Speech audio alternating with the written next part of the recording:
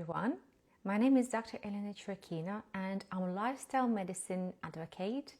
I'm promoting and helping middle-aged people with evidence-based strategies to improve well-being and longevity. And today we're going to talk about the part 3 of avoidance and is topic of taboo. The psychology of what we hide, what we're not talking about, what we call taboo. It's money, sex, power, death, and truth. The taboo mind is why we hide the matters, the things or information that matters for human the most. Because in every era, humanity avoids certain topics or some sort of truths to preserve comfort. But modern taboos are mainly about the money, about your sex or sex life, about the death, about the power, and about the meaning. What is your purpose? And if you try to talk about it, we facing a lot of restrictions like law, punishment, arrests. So we hide under the freedom of speech, but we have certain taboos, and these taboos shaped by culture, by your country, by environment, or by certain topics what they found dangerous or against humanity. But avoidance of taboo is a collective emotional immaturity. So there's nothing wrong to talk about a specific topic, but they need to talk it wisely and with precautions. You need to know who are able and who are fit enough to get information or get the truth and react to this truth with adequate responses. Because the silence is protected image. We don't say it because we don't want to harm, because we don't know if information going to tell you will have a negative effect of you, will create you trauma based on your experiences and know where your life stage or your state where you're based right now. And society just found it's easier to make these topics taboo. They have a punishment if you start to talk about it. You get blocked. You get out of society or out of about your group. And of course, any avoidance of any topic is immaturity and should be addressed. And we need to speak about it, because relationship grows on unspoken topics, and the most unspoken topics, of course, is finances and the money, and the couples in relationship breakdown mainly nowadays because of financial topics that regularly get avoided together with sex and then so on. What we want to do, and what is aim of lifestyle medicine, is normalize mature dialogue around those topics and talk about it and break down this silence. What makes a topic taboo? Taboo is a socially unmotivated conversation. So they don't want you to talk about it, even it's vital and very important for you.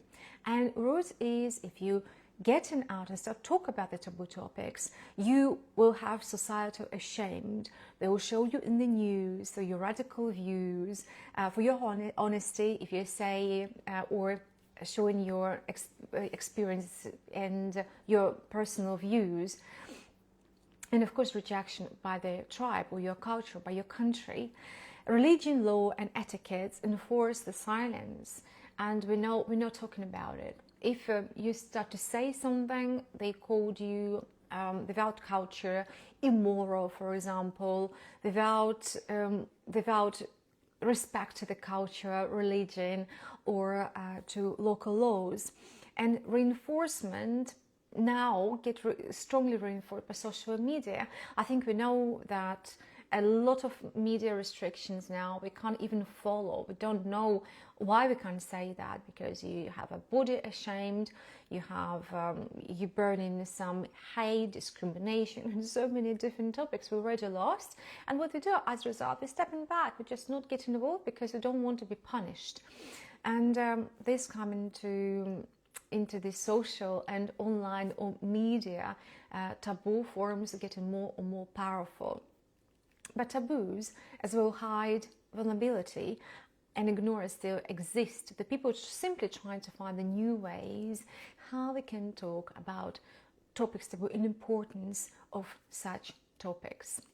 The psychology of taboo is avoidance, is cultural avoidance, is societal avoidance, and the fear of judgment. Because if you say something, you'll be ashamed, you'll be judged, and we as humans, we don't want to be judged, and we say don't judge others, isn't it? And for not to judge, you shouldn't say that. You should represent yourself for people to judge you, your opinion or freedom of your speech. But we all want to say, oh yes, we have a freedom of speech. No, none of the countries have freedom of speech.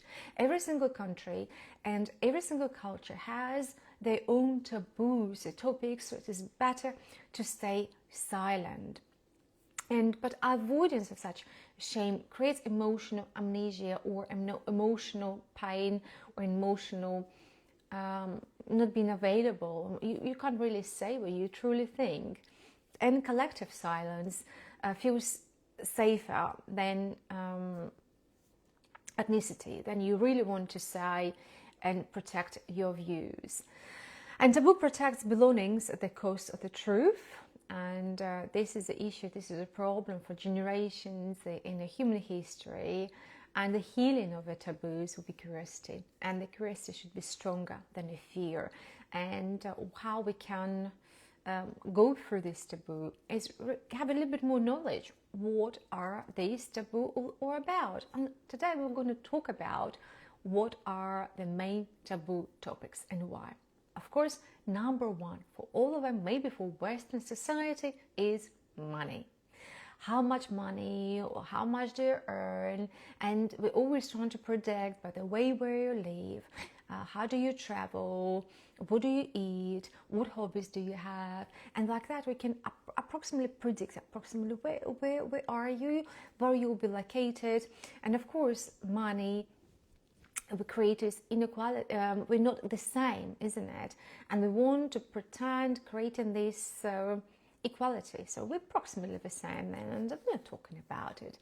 Of course, that can cause the greed and insecurity, mainly for the man, because women get attracted more to successful men with more money, and men, as a result of this taboo topic, need to lie or to hide their income in both ways to protect himself or actually recommend himself.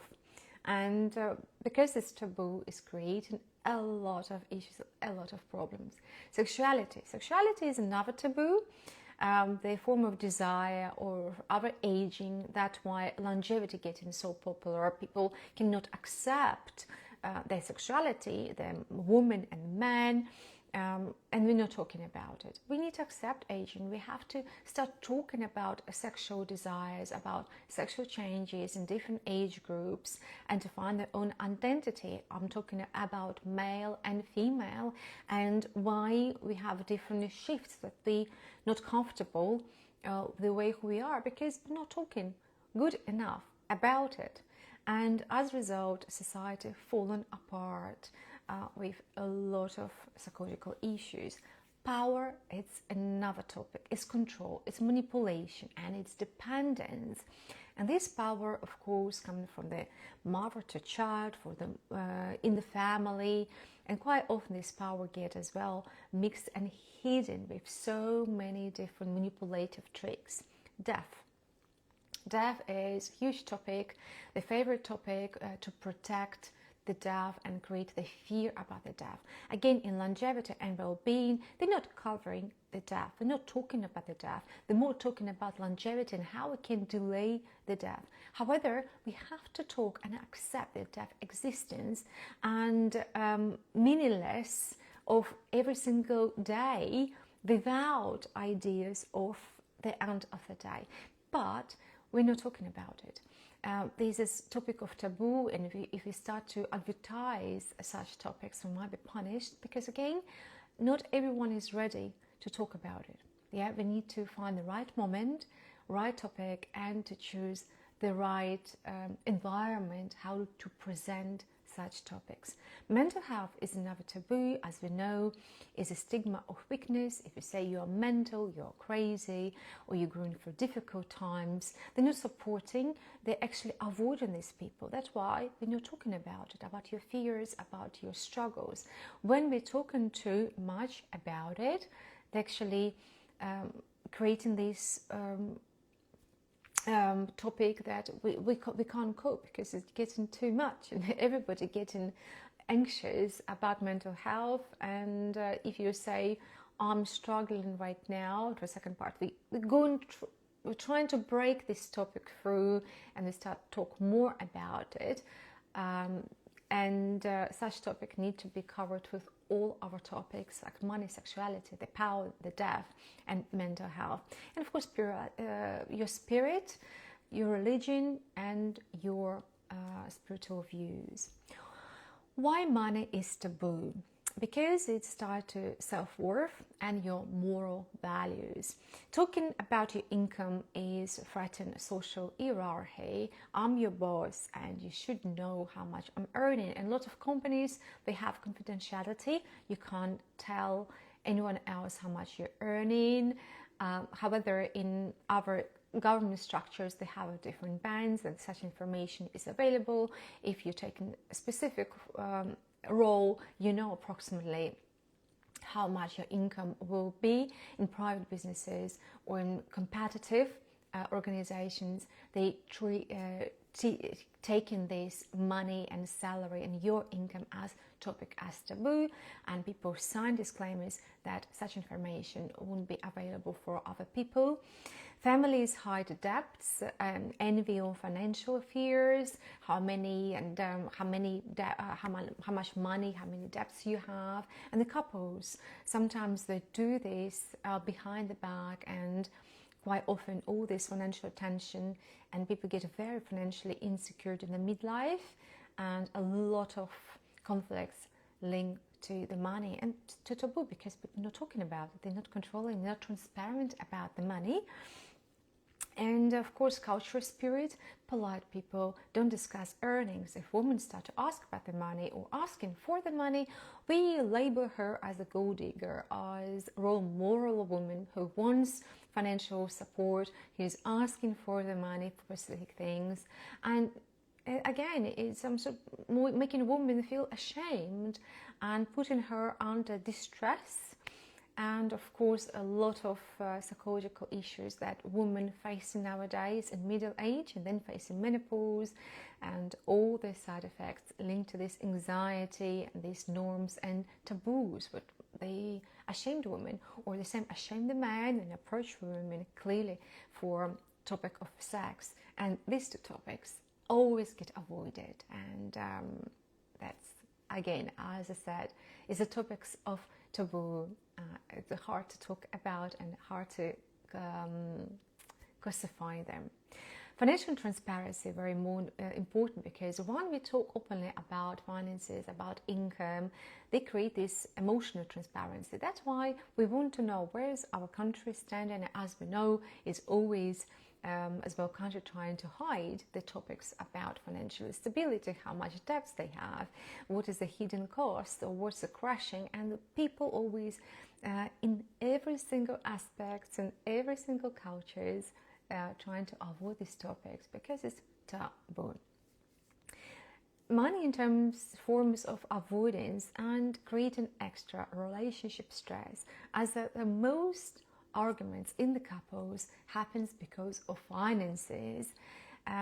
Financial literacy of the couples, some want to spend more on leisure, pleasure, another person have more fears and want to save, and then they disagree on financial things. People start to hide the money because another person is spending too much, and this financial tension, the couples usually ended up with divorce.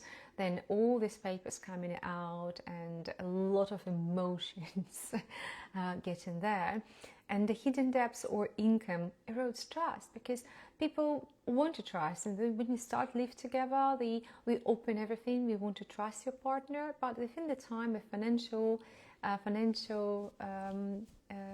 taboo topics, people start to talk lies. I'm gonna spend on the money what I know you dislike, that's why, and I know what you wouldn't like my idea, but I really want it. This is coming because people don't know each other. They don't budget the things right for women, for example, spendings, or for the male spendings, because women don't understand the man, and men don't understand the woman need. They don't have a budget. They didn't talk about it.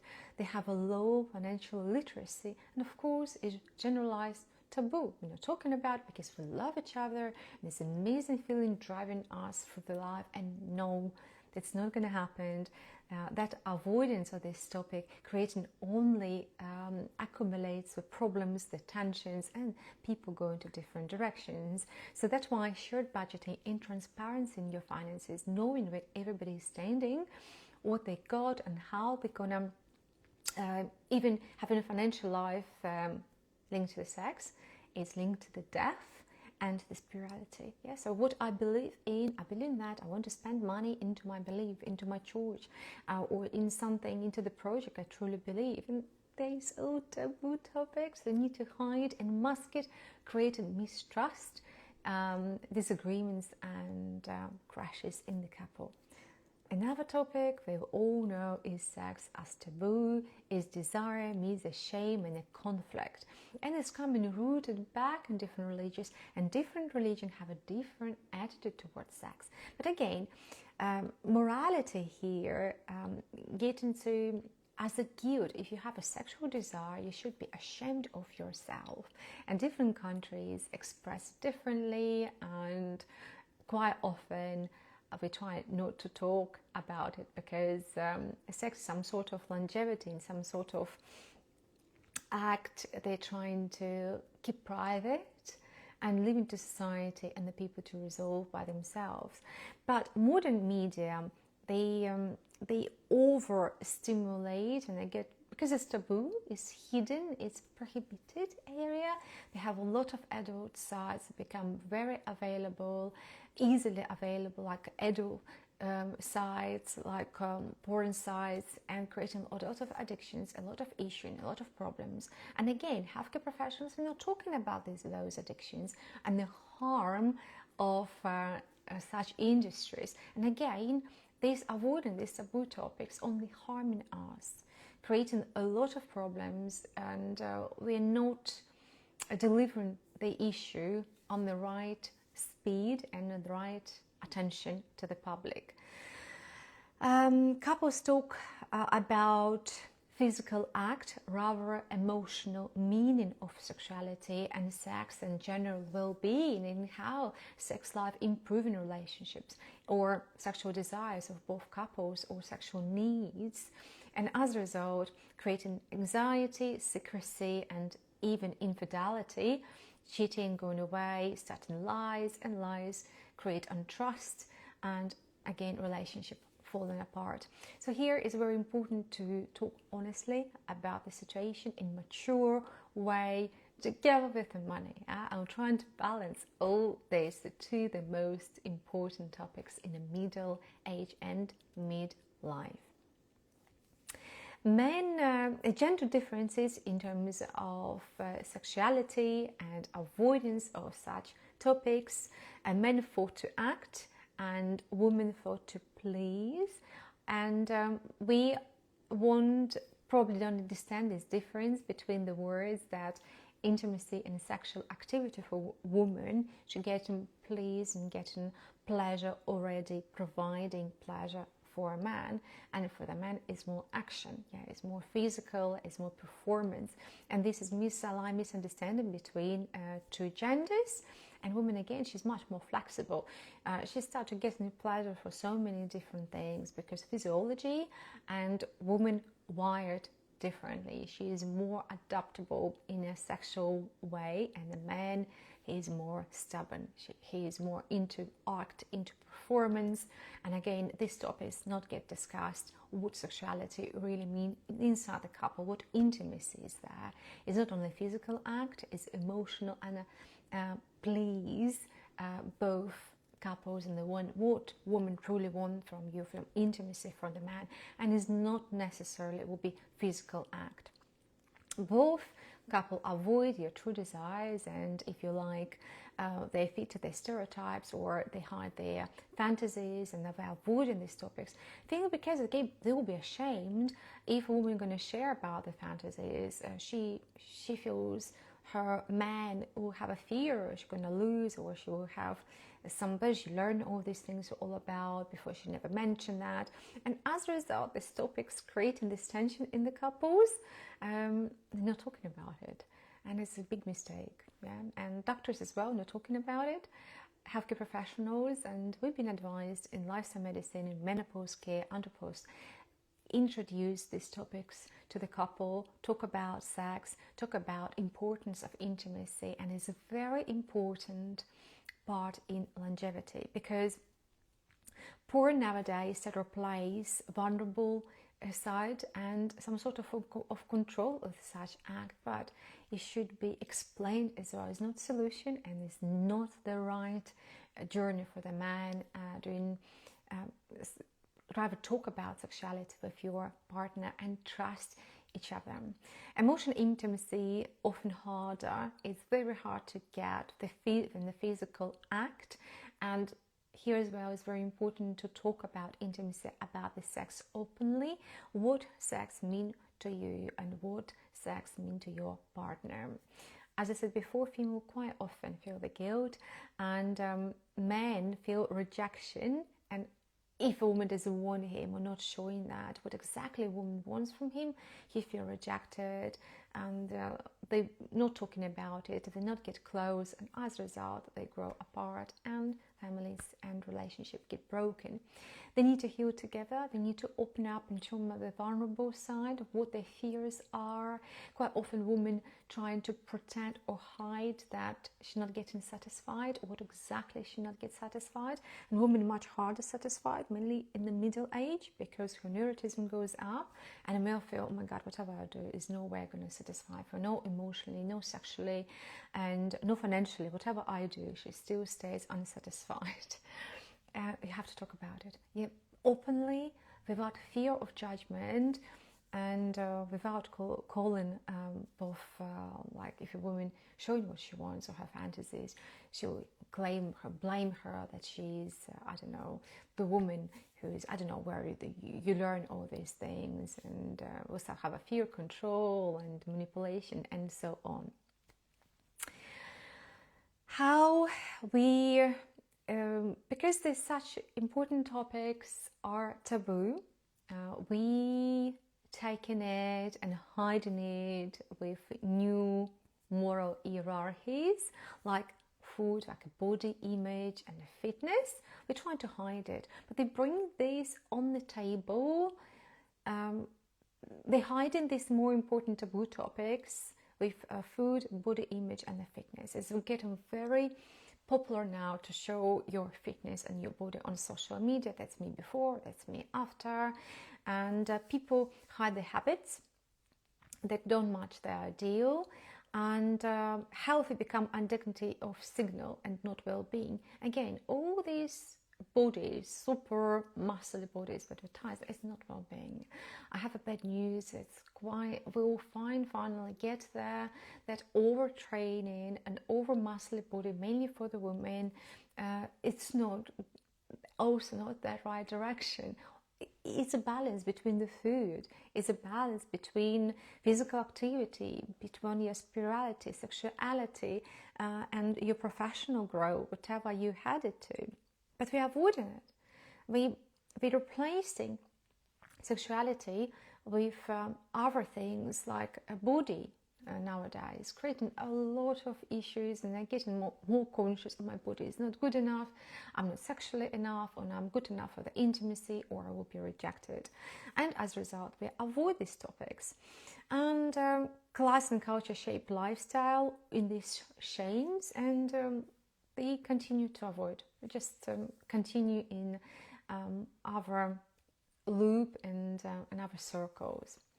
Another topic start very popular nowadays is aging in our appearance, and the other way if you approach the death. Oh, it is so fun. We all want to look younger, and this is a pandemic of the look. They say, look how we look 100 years ago and how we look now.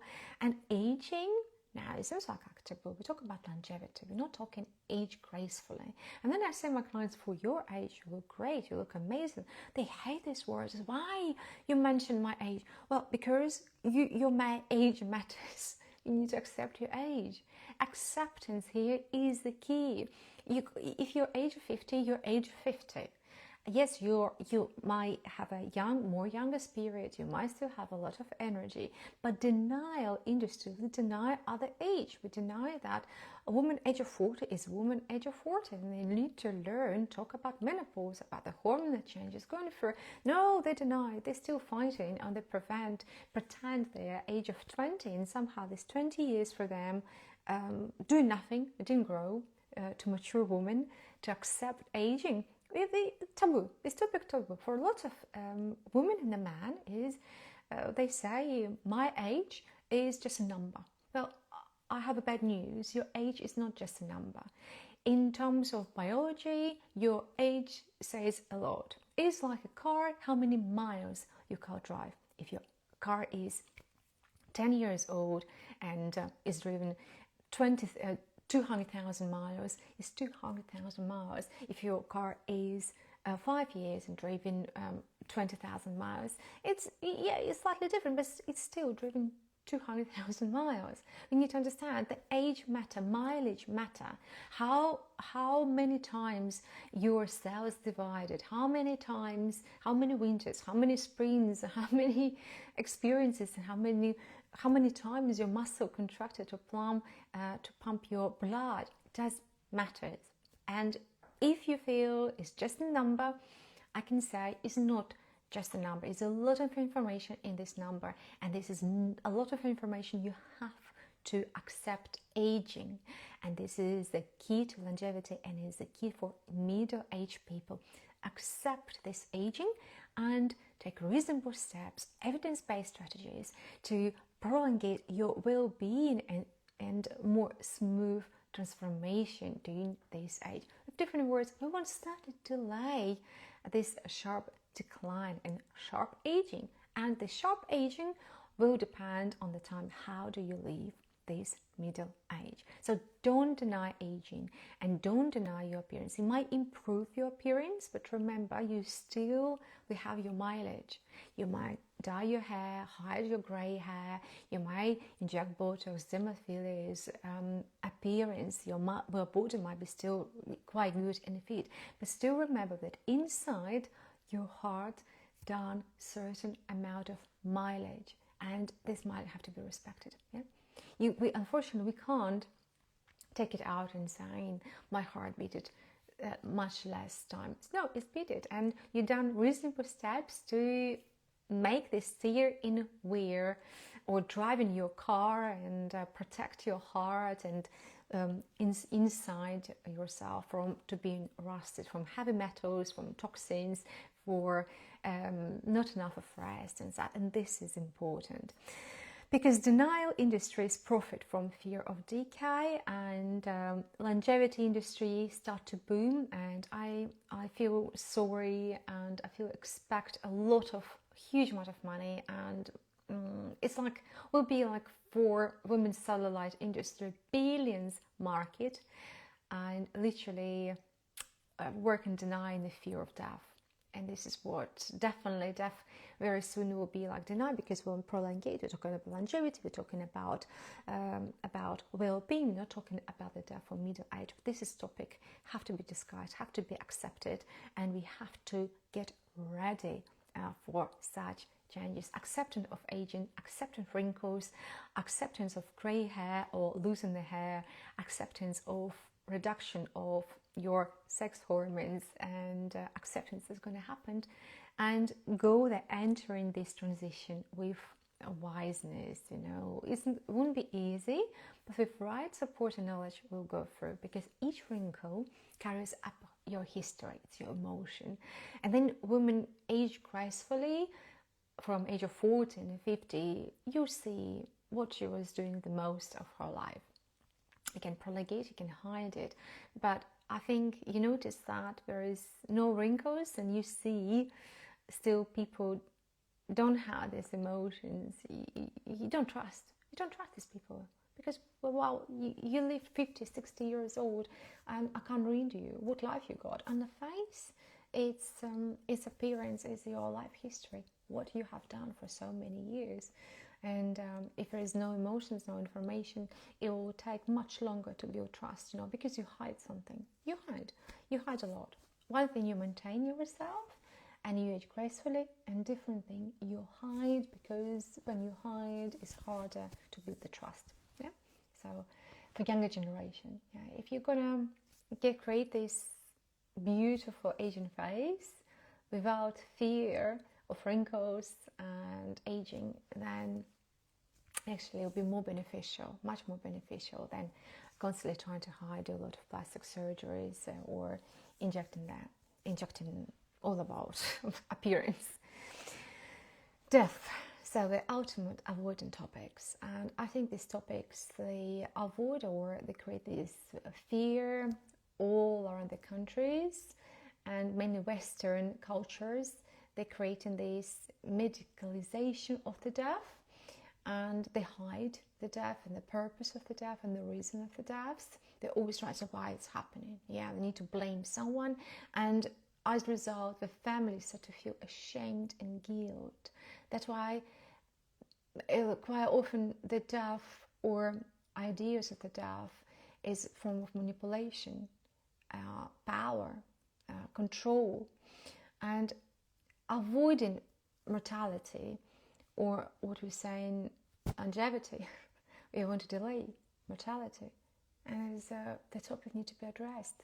The culture and moral of such topic, and the place we can discuss of openly, and but so far I don't see that's going to happen, because families aren't prepared, and society is not prepared for that. We're still trying to find medication, the possibility delay death with any cost, because we don't want to accept it. Yeah, and being taboo for quite a long time, and getting taboo even harder taboo, you know, nowadays with all these tendencies, media, artificial intelligence taking place. Memento Mori is psychological maturity exercise. I think very important to address in the middle age, of course closer than you're going through menopause and andropause with a man.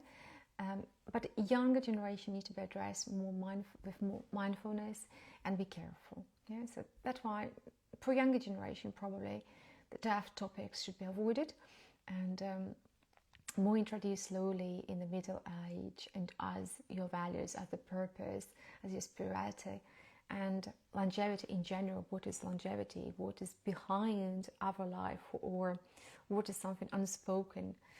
What we not prove, or science can't prove everything, and we don't know if there is life after the death, or where they come from, or how we have transitions. We don't know, because there is no science, there is no evidences, and there is only theories. And facing the death reduce avoidance for everywhere else. Yeah, so when we understand that is nothing is forever and everything will continue, then it will help you to shift your mind. Now I'm going to talk about power and control. Power control is everywhere. But talk about the power or hierarchy is sound as impolite.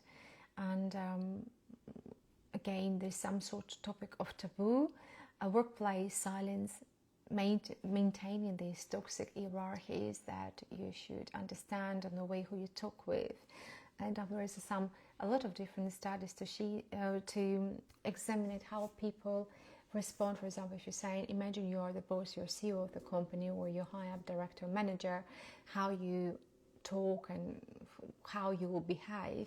And then imagine now you're a cleaner or a person, how you behave. And then you need to take the broom, being a cleaner, and see how they interact, how they welcome other people. They notice that is a big shift in their personality and self-esteem and approach and action behavior based on the hierarchy. If you're playing the role of being a support, as you're cleaning, as you said, you're more timid, you're trying not to talk, you're less social, you know, say hi, how are you, and the high hierarchy will go more openness and more exposure, the more confidence you are getting. That's why we're not talking about it. They're not talking about hierarchy, because sometimes you need to grow step by step. And again, relationship hypes control and care. And a lot of women don't realize that they're controlling, they're over controlling, they pretend they're super caring about the man or about the children, but as a result they create this toxic environment. They care, then people say, oh, we care of you, that we're coming in, we're going to control your finances, we're going to control your well-being, what do, your addictions, what you eat. And there is more and more people, what I want to say, nowadays trying to control you. You need a psychologist. Do you have a psychologist to talk with? Oh, you don't have it, you see, because that will control you in your time. You have nutritionists. Oh, you don't have a nutritionist because, oh my God, how can I eat? Because you do everything wrong. You have a medical specialist or your doctor because you have no idea what's going on. Soon they have already sleeping clinic, because sleeping clinic will help you. Have personal trainers because you have no idea how to exercise. And we have so many already different people who want to control your life, but actually it's your life, it's your responsibilities. You don't need nutritionists, you don't need a personal trainer, you don't need a nurse and doctors by your side or psychologists to talk with. You just need to learn how to control your life. Don't allow somebody else to control your life. Take this responsibility into your own hands, and then you'll be more powerful, you'll have a more energy. And this is all about. But of course, in relationships and in society, we're not talking about it because we don't want you to notice this. Yeah? The government want to get more money out of you to work more, and they're more interested in a boosting economy. What we hear is only about, let's make great again. Let's boost economy. We need to boost economy, and this is coming at the conflicts of crashes with health, longevity, and general well-being. As you know, the Western world going into decline, and our longevity is shrinking. So we need to act now, and longevity will be linked not with economic boosting. Now it will actually sadly boosting and losing the power.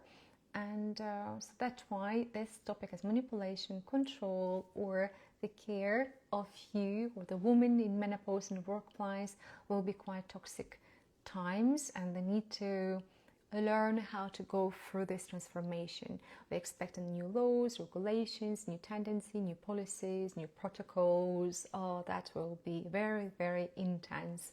So you have to be ready and talk about it and make sure they not get controlled by the fear and power. And you know, this influences about your longevity, or about, if not about your death, your well-being, etc., etc. Transparency here is important. We have to be transparent about different topics, talk about it, and don't avoid a conflict. We are scared to avoid it, for example, and they want nobody argue in the workplace, nobody argue in the family, nobody argue too much in the school. But it's very crucial and very important maturity and I would say relationship shifts. And part of the life, how we agree when we fight.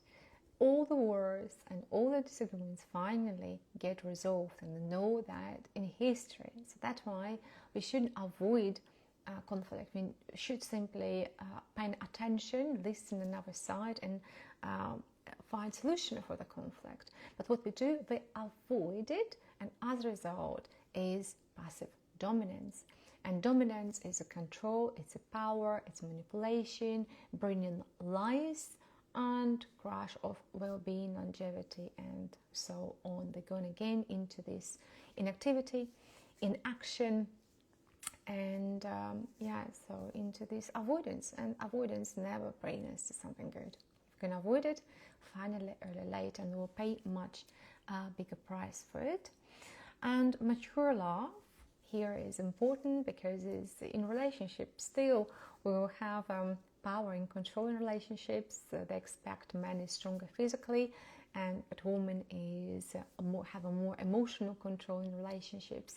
So how they talk about it, how they share the influences, and how they don't hide or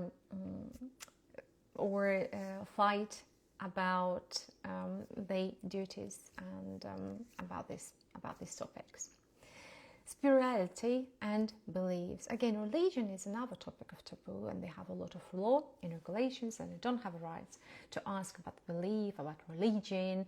And you're going to ask, will be discrimination act to discriminate someone based on their spirituality and based on their belief, political beliefs, religion, etc. So if you ask this question, there is a taboo topic. That's it. We're not talking about it, and because it's a topic of fear, and people feel again going to be ashamed or will be punished because of their views. And scientific arrogance is shame spiritual talks as well. But nowadays, scientists actually getting more and more involved in that, and we encourage people saying that if scientists didn't prove a spiritual side, doesn't mean it's not exist. So trying to give this opportunity for the people and for ourselves to believe, yes, we have evidence, but it simply doesn't mean that God does not exist. We don't have another planet or universe or any other things that if a science or humanity didn't prove it, doesn't mean it does not exist. And this is the way how they encourage scientists to take approach. It's hard to learn, it's hard to study, it's not up to us, but they have beliefs, different religions, and different approaches to this, and we have to respect. Meaning hunger drives anxiety because we're all trying to find what is the purpose, and avoidance of this growth and avoiding this purpose in life, avoiding and not letting us go to the highest level of hierarchy of needs, transcendence, is when you not wondering of what is a wonder than our life, what is the purpose in here. So that's why open spirituality, if you're open about your beliefs and your spiritual world and something you're truly driven by, is not a dogma, it's your curiosity. And I truly believe, again, as I said, as a person with PhD in more scientific background and evidence-based, if not proved, it's not proved, does not exist. Okay, so if it didn't prove anything, we just say, well, maybe it exists. We don't know, but at the moment we don't have evidences. Nobody saw the God, nobody talked to them, but some people claim they did in dreams, dreams in the night, sleep. Scientists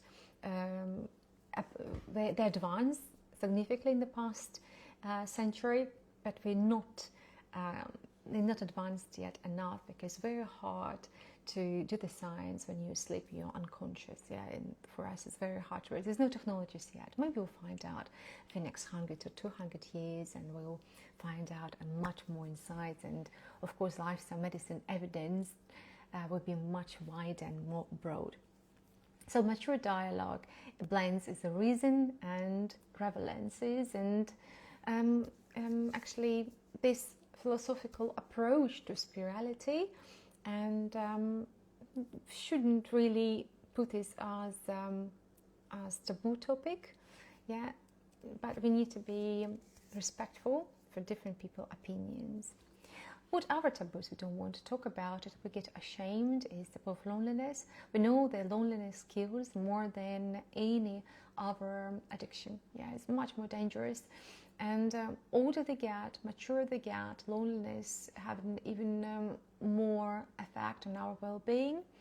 And they have a stigma. If you're lonely, if you're alone, you are unwanted. Nobody wants to talk to you because you're bad or because of different reasons, because or you choose to be alone. And loneliness, yeah, it's having strong impact, and very, I would say as well, pandemic of loneliness. When people they deny this topic, they don't talk about it. How do you feel? You might be in a relationship, but you might be still feel lonely.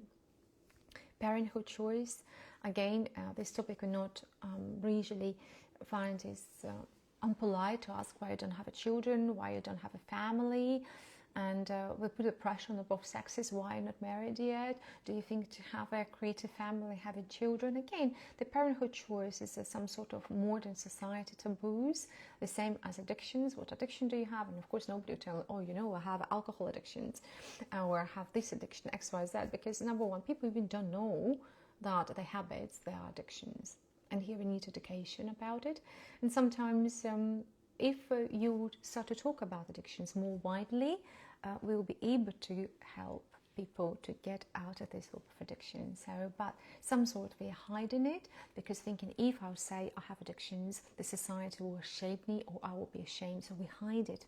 Yes, so we lie about it. They creating all these spider webs to present ourselves and for ourselves to avoid this shame.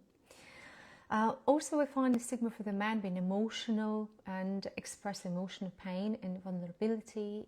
And again, this is some sort of taboo topic we're not talking about, because it's a weakness for the man. Man is strong, man never cries, he is always brave, always taking risks, and it's not true.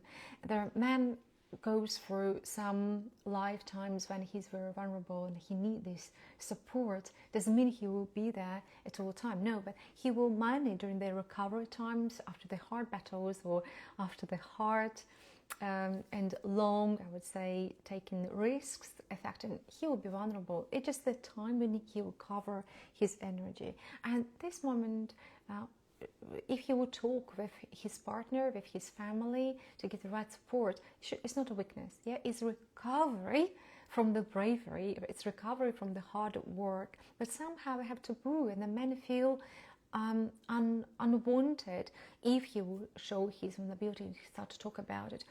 The woman's ambition as well, if she will say she wants to achieve something, she wants to get result, we will label her as super selfish, as she's not thinking about the family, she's not thinking about the children.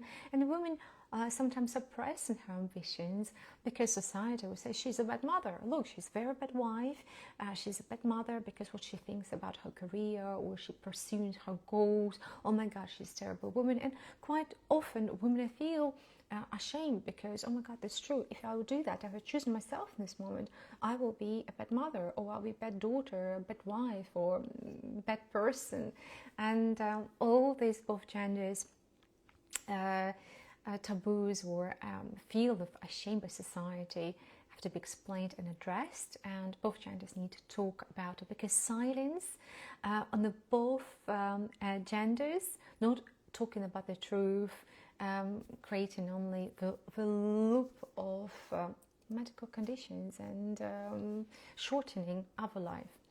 Lies behind taboos, and of course taboo, that mean they're trying to hide the truth, because we don't want to be ashamed, so they don't speak it, so it's not real, it does not exist. Yeah, so if we're not talking about the problem, we pretend the problem does not here, or it's not in our household, I would say, not in our country. So you see other people, they have it. Quite often they talk about other people problems. You see they have these blind spots. We don't talk about the problem within the country. They get exactly the same problem, but they chat about other problems, countries, what they see them much better than they see our own. And no, of course, they lie ourselves, and quite often coming from blindness as well. So it's intentional. I have a lecture about blindness, about blind spots. They all have them. So that's why society marks a perfection to hide collective fears, because we don't want, for example, this to happen to us. That's why we're going to lie about it. We just say, no, it's not. But sadly, it's not the case. Ignorance is preservation of comfort, as not health. So we know the comfort is quite dangerous, very dangerous thing, and we need to be really careful to stay for too long in comfort and allow other self to be in the fear, in the danger, in the fight, to stimulate our well-being, because comfort kills, literally kills. So we need to understand when we need a comfort. And I would say they need a comfort in 2 stages: when we eat and get in this energy, and when we sleep, restore energy. All our things, when waking up, the high level of cortisol, the high level of energy, they are ready to face stress. But we need to be in comfort in these 2 moments, in the moments when they eat, take nutrition, and we're restoring our energy. All the rest, don't have a fear. We need to talk about it. Don't be scared of challenges. Don't be scared of the moments of difficult times, because that's life, and this is something that would make, not killing us, making us stronger, and actually prolongate our life. Because if you're going to avoid it, avoidance in the stressful situation of challenges or failures, nobody wants to fail. But if you have 9 failures out of 10, and how you succeed once, it's great, it's well done, it's already thumb up for you. So you failed 9 and you succeed once, amazing. Sometimes you need to fail 99 times and succeed once, already thumb up, you well done. If you failed 1,000 times, then probably you have to learn a little bit more about it. But if you succeed once in 10 times, that's great. I think, again, it depends on what do you do. And just trying to say positive things and say failure are normal. Failure is a journey, and a failure is your growth. Yeah, it's not your failures. There's no other way. And if you stay in the comfort and you succeed everywhere, there's something wrong. You won't go far. Yeah. So the truth feels risky, but the truth restores dignity. So if I'm saying your failure is absolutely fine, you might say, oh, Elena, you don't have empathy. If I'm saying your illness is normal and your aging is normal, so you don't have empathy to me, so you XYZ. No, I do have empathy, but the stress and our resilience to stress is key here, is the empathy, number 1, to explain you. Don't be scared of challenges. Don't be scared of the truth. Don't be scared of vulnerability, and don't be scared to talk about taboo topics, but choose the right moment, the right time. Yeah, and right words here is important. The way how you present, because transparency in these topics is emotional hygiene. They need to polish. We need to talk about it. We need to place in the right order by the importance in a relationship, and find the right way at communication, how they address it, how they talk about it, how to deliver, and how we build this literacy. How all these taboos affect in a relationship. We know the relationship are the most important part in terms of longevity, in general well-being. After Harvard studies, the longest studies of humanity, we know that relationships are responsible of 3 key, the most important predictor of your well-being. Unspoken topics create invisible walls, and everything what you avoid, you start to have exposure therapy. That means slowly, bit by bit, in a safe environment, you have to explore these topics. But you both, as a couple, find we are avoiding this, both, and you and me, or you are avoiding these topics. So we need to start exposure for somebody who are avoiding that. Yeah. So slowly, bit by bit, tiny little daily exposure will help. Secrets breed projection and mistrust. So if you have a secret from your partner, from your children, from your families, so be careful with that, because it's not about the trust. It's about creating a wall of mistrust and affecting your relationships with your friends, with your family. More important, your romantic partner, because it's the most important person and have the highest influence on you. And avoidance kills curiosity, and avoidance kills intimacy. So in a relationship, money and sex topics probably will be in couples, these 2 topics, but we're not talking good enough, not talking enough about it, about intimacy, and we avoid them. So that's it. A majority of the topics in the relationship breaking down. So again, exposure. Only one treatment, exposure. Find the way encourage yourself and be brave enough to start these topics. Our person who avoiding it, be brave enough to express it. Don't feel vulnerable, yeah? And because partners read silence as rejection. Yeah, something, if you're not talking about it, early lies will be lies about it, yeah? And lies is lack of trust, and then everything start to open one by one, usually during divorce time, and everything peaking, like, that's it, getting to explode. And the recovery quite slow, so that's why honest dialogue rewires attachment and security and this honesty in the couples, and make the relationship even stronger. Then you start to talk about challenges, about difficulties, about your avoidance patterns that you're addressing, and this slowly recovering. Because remember, when you're vulnerable, it doesn't meet you in the mass. You just need to slow down a little bit and maintain to see where the roots, and give the time to repair these avoidances, and avoidance in the culture as well, of course, in the countries. So how we can break this slowly, and break it as society, break as each of us, depend on the country where we are, and or the country or your culture, religious, and the family. If all of us, one by one, will start talk about it, they are the power. We are the power. So not the politicians who run the country. We are the power. And early later, they will make the changes, reasonable changes, society, workplace, in the world in general.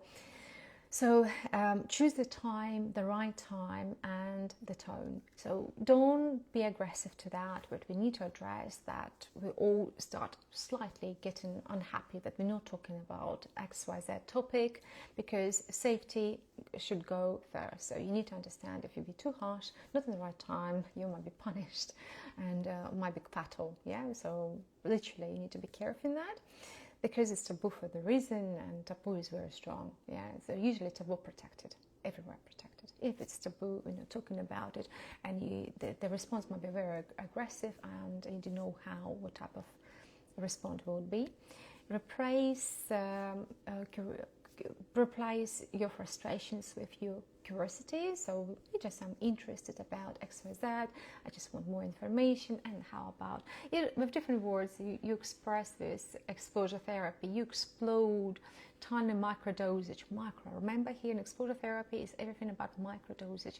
It's like invisible, but every day invisible, a little bit more invisible, and a bit more, and this is getting into the routine, this invisible topic.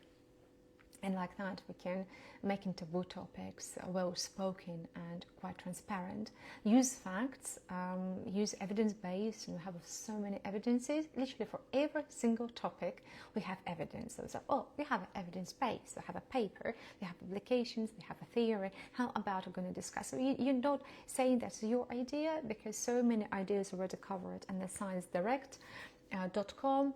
You can always refer to evidence-based. So I can refer to evidence-based, and I'll say, I'm going to discuss today this topic, and they have XYZ evidences, and they have contradiction evidences of XYZ, and we discuss, or I want to raise this topic. And like that, slowly we can break these taboo topics, raise it to create this community who support it and talk a little bit more about it. So don't make it personal, just take already something already being published and evidence-based.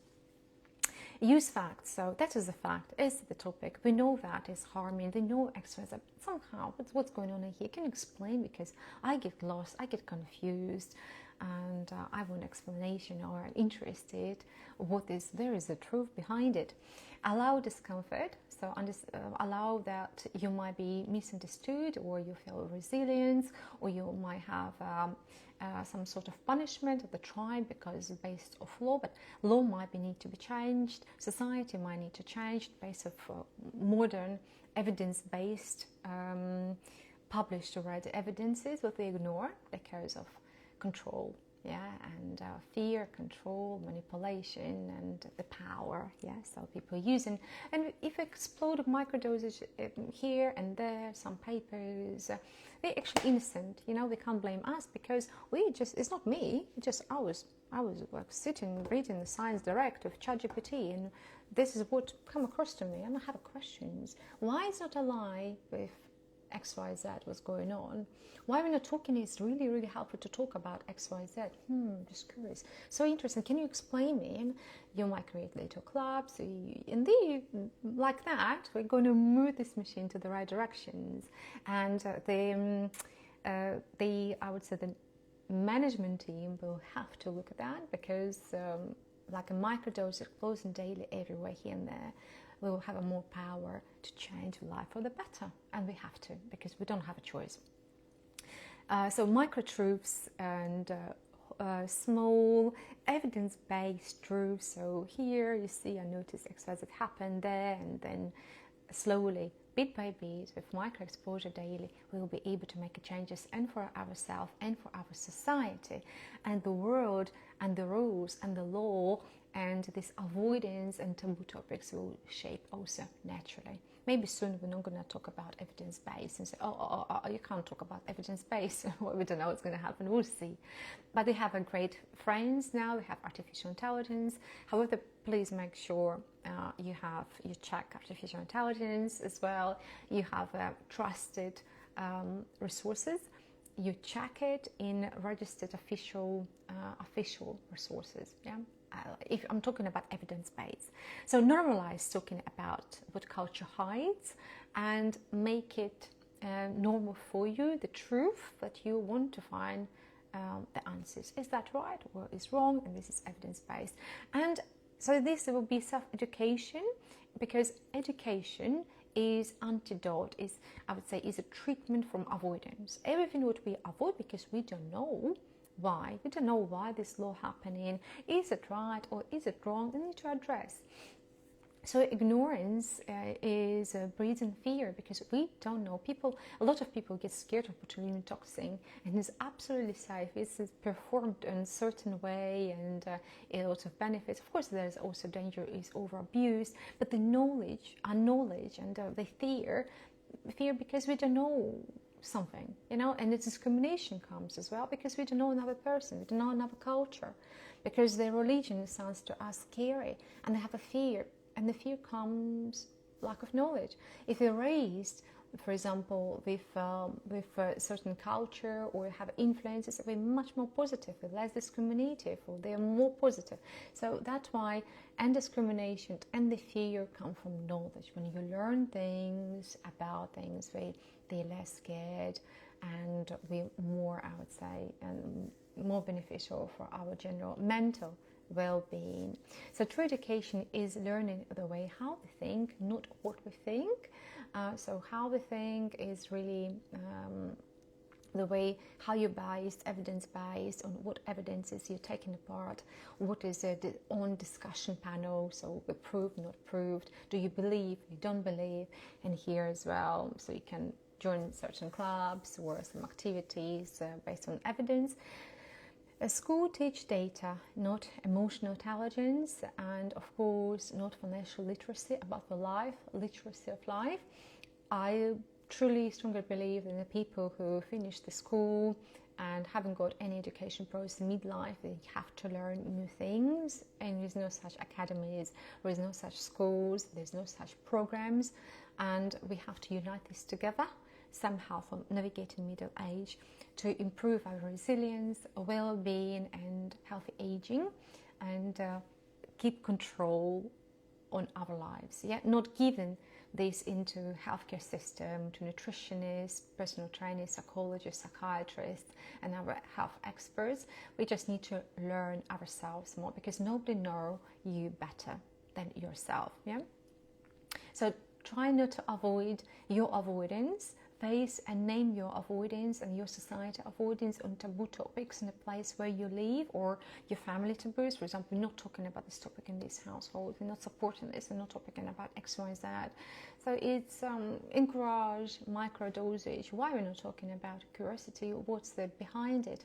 Why is the danger? Why you have such a fear? And open dialogue, builds this tolerance for discomfort. You understand better why this is taboo, why this is there's so much lies about it, because educated societies face taboos sooner, and they heal faster. yeah. And as well, as you probably noticed, that education become extremely expensive, that people taking loans, and in Western society, education becomes super expensive. We're talking about possibility to buy the property or to get educated. And of course, this is alarm. The countries and education become more and more expensive. There is a lot of taboos because they don't want people to be educated. But we have such a great opportunity. We have so many resources given us for education. So you don't need really anymore to go to universities. Artificial intelligence now do a lot of things for us. Yeah, and this incredible shape. It's even hard to imagine where we'll be standing if in 5-10 years time. It's fascinating, interesting, yeah. And it will be harder and harder to hide this taboo. So please open up your curiosity. Don't avoid topics. Be open to talk about vulnerable things, about the stress, about your fears. Build up your emotional immunity, because we have human emotions and artificial intelligence don't. You know, you might say sorry, but they don't feel that, and we do. So we have to learn our advantages, understand why we're human much better. Artificial intelligence here definitely will know much more than human can, and we know that. So we can't compete with them anymore, but we have emotions, they have feelings, and they don't. Yeah, and then really dependent in terms of energy. I don't think they will be really sufficient. Artificial intelligence needs a lot of energy, electricity to run. Yeah, if you switch off electricity, it's gone. And it's not artificial, but we not. We need glucose. They have metabolism. Oh, they have ketones. They are so flexible. Artificial intelligence is not flexible enough. You cut off and that's it. If anything happened in universe, something electricity gone, artificial, can you imagine what's going to happen? And the experts saying it's happening sometimes once in 400 years. And might happen in universe some changes and might affect electricity in Earth. I can imagine the electricity. And we are dead. We are done, humanity. So probably, I'm sure we'll find a way how to avoid it and extra resources to restore it. But we need to understand we have advantages, and we need to build up and getting ready for these advantages, because I'm a human, I'm not a robot. I have metabolism, I'm much smarter. You're still far away from us, and you can get it. And we probably might be potentially much more effective. Yeah, because of our way how we use our energy, and we produce this energy ourselves. Of course, with nutrition, but artificial intelligence needs electricity, energy, much more energy, but we can produce. So curiosity dissolves fear by turning threat into inquiry. So there has a questions in microdosage, exposure to new ideas, strengths, cognitive flexibility. More we talk about it, more they share experiences, the more they actually rewiring our brain and prevent from dementia. It's getting very important topic as well. Openness is psychological aspects, very important, that make us more flexible and more curious and more advanced, if you like, and very important part in daily habits and lifestyle medicine, in the strategy. Yeah, you have to be open to new ideas, to new things, to try them, and to fight with your fears and fight with your own avoidance. Because if you close your mind and if you're stuck to your comfort and you decide you don't want to change anything, your mind goes into decline, because you don't have any inspiration. You think you're good enough, you prefer the comfort, you stay in stagnation and then degrade. After stagnation, always usually go into degradation, drive into the growth. Yeah, when you come out of the comfort, yes, you can go taking risks. Yeah, you can lose everything, but you can also grow. So that's why diverse relationships, diverse experiences expand your empathy and reduce your avoidance, because get out of your comfort zone. Yeah, and each question what you ask and require the small act and courage and getting out of your discomfort. In terms of life manipulation, misinformation today, what are statistics? And I can say that only 40%, around 40% people trust the media. So of course, and only 48%, around, again, under the 50% trust the government, the way what they saying to us. In terms of MIT study, false news spreads 6 times faster. So negative information, as we know, 1 negative required, 4 or 5 positive, but negative news spread much faster. And it might be even false news, negative news, but if you don't believe it, but it still spreads, and then people say, oh, did you heard X, Y, Z? You need to be super careful, because artificial intelligence now creating this fake news and fake information. I even try not to get there because it's getting too much. Average adult nowadays in modern society are facing emotional manipulation via different types of adverts 300 times per day. Can you imagine 300 times? So if you enter social media, if you read something, be careful what you watch. Sometimes it's worth to pay a little bit of money rather to be abused, mentally abused by these adverts that you get literally brainwashed by every single advert. So make sure you're in control of your mental health, mental well-being by your own. Then you have a choice. So it's worth to pay.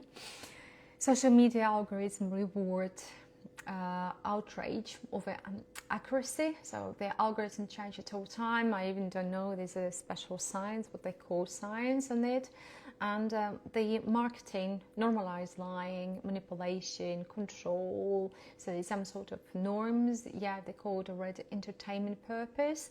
If you go to some sort of programs and say it's for entertainment purpose only. Sometimes I think, why are you saying that? And I say, well, it's entertainment, because if you say the truth, you say X, Y, Z, it will be entertaining for you, but they give a good warning for entertainment purpose only. Even scientific approach like lifestyle, as a metabolism, as microbiomes, they say that's entertainment. Please note the majority nowadays is not true, it's not education, it's not evidence even based, this entertainment. Please separate it, entertainment and true science and true advice, because that matters, and they're going to shape you and your understanding. If it's entertainment, that's for your entertainment. Limit your entertainment for growth and balance it. Everything here is crucial, is the balance. So reflection is, majority society face what it once feared to name. You're welcome probably to list the taboo topics that you notice in your society, in your environment, in your country, or what is a taboo for you, why you're ignoring it, because it's some sort of topic of avoidance.